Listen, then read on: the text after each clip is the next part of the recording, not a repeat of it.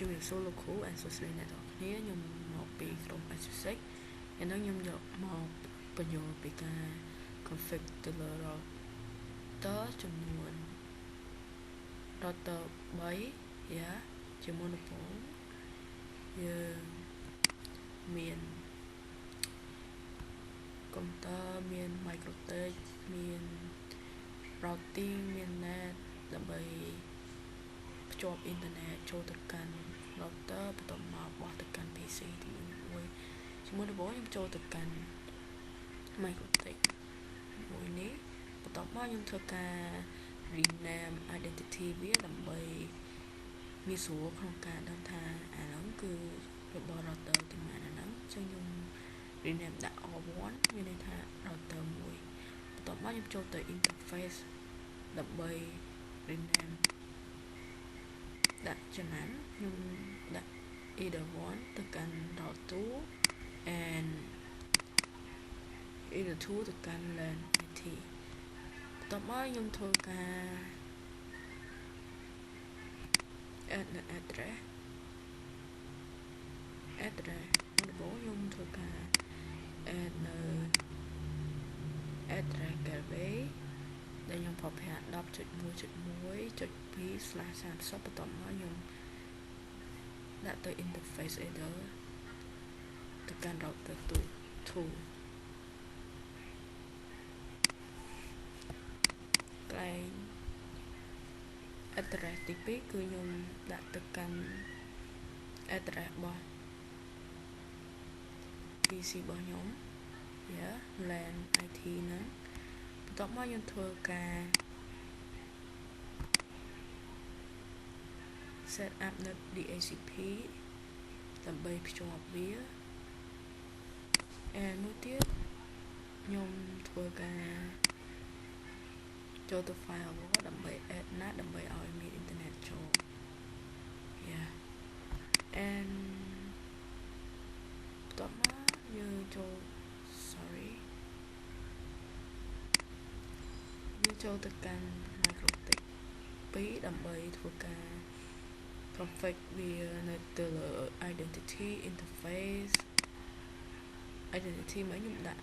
router 2 R2 បន្ទាប់មកខ្ញុំ rename either នេះទៅ either 1 ទៅ internet either 2 ទៅ router 1 and either 3 ទៅកាន់ router 3 and either 4 ទៅកាន់ LAN admin ដើម្បីងាយស្រួលក្នុងការចំណាំ and បន្ទាប់មកខ្ញុំធ្វើការទៅ add IP address ចំណុចទី1ដែលខ្ញុំត្រូវទៅ add ហ្នឹងគឺខ្ញុំ add នៅ IP address របស់ LAN របស់ខ្ញុំ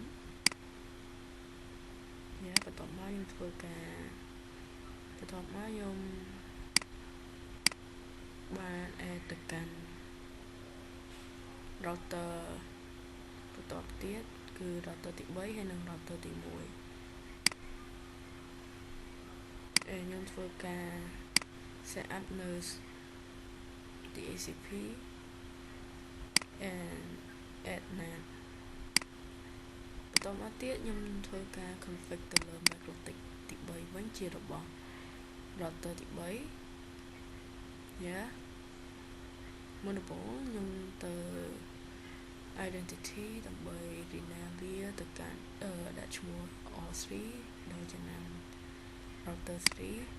ន្ទាប់មកចូលទៅ interface បន្ទាប់មកខ្ញុំ rename either 1 ទៅ router 2 either 2 ទៅ LAN HR បន្ទាប់មកខ្ញុំធ្វើការ add នៅ IP address ទី1ហ្នឹងខ្ញុំ add ទៅកាន់ LAN HR and address បន្តទៀតខ្ញុំ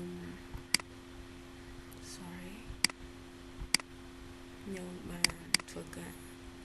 add ទៅ router 2 ដោយប្រើ gateway នេះ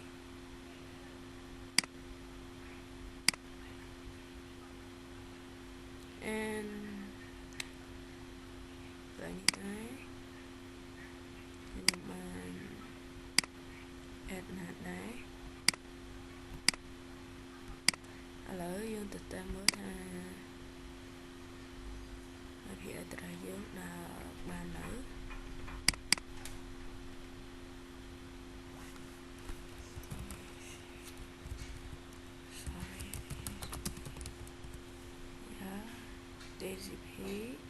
PC 1 គឺ 1.254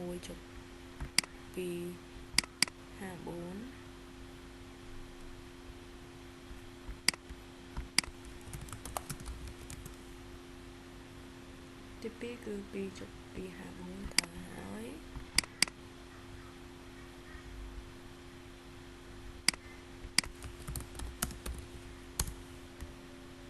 ទី 3 គឺ 3.254 មួយទៀតដើម្បីអាចពីងទៅកាន់ពីង network ពី PC ពី router ពី PC1 ទៅ PC2 បានយើងត្រូវទៅបង្កើតនៅ router ថ្មីមួយឥឡូវយើងចូលទៅបង្កើតវានៅ PC1 យើងចូល IP យក route គឺសញ្ញាបូកដើម្បីបង្កើតនៅ router ថ្មី and នេះគឺជាការបង្កើត route ថ្មីរបស់ខ្ញុំទៅកាន់ router 1 router 2 កន្លែងនេះគឺខ្ញុំដាក់នៅ IP address វា and gateway នេះខ្ញុំដាក់ដោយសារតែgateway របស់ router ទី 2 គឺស្មើ 10.1.1 and router របស់address gateway របស់ router ទី 1 គឺ 10.1.1.2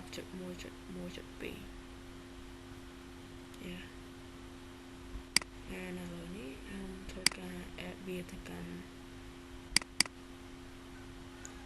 វាអាចមាន internet ទៅវិញទៅមកទៅកាន់ router 3 បានខ្ញុំ add វាហើយដោយប្រើ address 168.3.0/24 បន្ទាប់ gateway ខ្ញុំប្រើ 10.1.1.1 ព្រោះថាបើសិនជាយើងចង់ភ្ជាប់ PC នេះកាន់ PC នេះគឺយើងត្រូវឆ្លងតាម router នេះចឹង router ហ្នឹងគឺមាន IP gateway វា 10.1.1.1 បើសិនជាយើងចង់បាន PC ហ្នឹង PC2 ទៅកាន់ PC1 វិញយើងចូលទៅកាន់ PC2 បន្ទាប់មកយើងទៅ create នៅ route ថ្មីមួយទៀតគឺយើងប្រើ address 192.168.1.0/24 បន្ទាប់មកខ្ញុំប្រើ gateway 10.1.1.2 ដូចខ្ញុំបានបញ្យល់មិញអញ្ចឹងand អានេះខ្ញុំធ្វើការ add វាទៅកាន់ router 3ហើយចឹងខ្ញុំប្រើប្រាស់នៅ gateway 10.2.2.2 មិនខ្ញុំប្រើប្រាស់ gateway 10.2.2 ពីព្រោះថាបើសិនជាពីព្រោះណា router ទី 2 ហ្នឹងគឺវាមាន gateway 10.2.2.2 and route ខាងនេះគឺ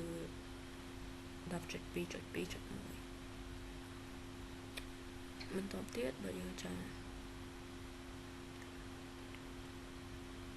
ឲ្យវាភ្ជាប់ទៅកាន់ PC2 PC នេះភ្ជាប់ទៅកាន់ PC2 ហើយនិង PC1 យើងចូលទៅកាន់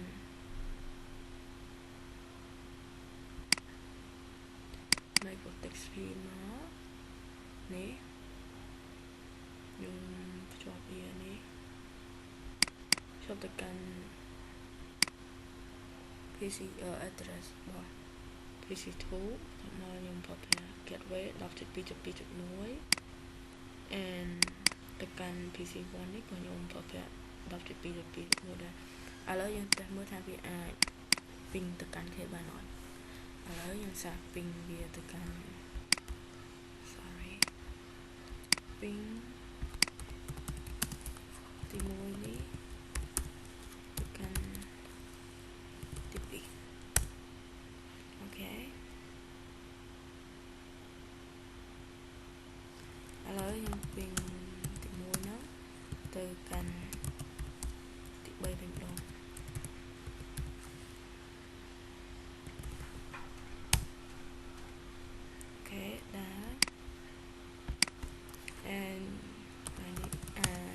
PC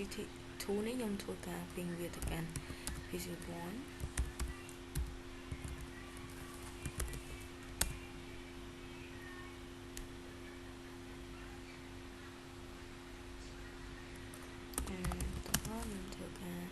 bên kia tất cả PC3 window okต่อมาយើងធ្វើការពីង PC3 ទៅកាន់ PC1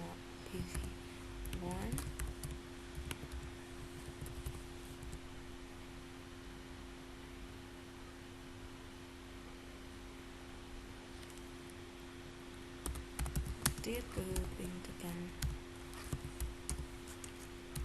PC oh sorry I need ពីងទៅកាន់ PC2 I need ពីងទៅកាន់ PC1 okay វាណាយ៉ាវាជោគជ័យវា config បានជោគជ័យនេះជាវីដេអូនិយាយពីការ config នៅ router ចំនួន router 3 ចូលគ្នាយ៉ាអរគុណដែលបានទស្សនា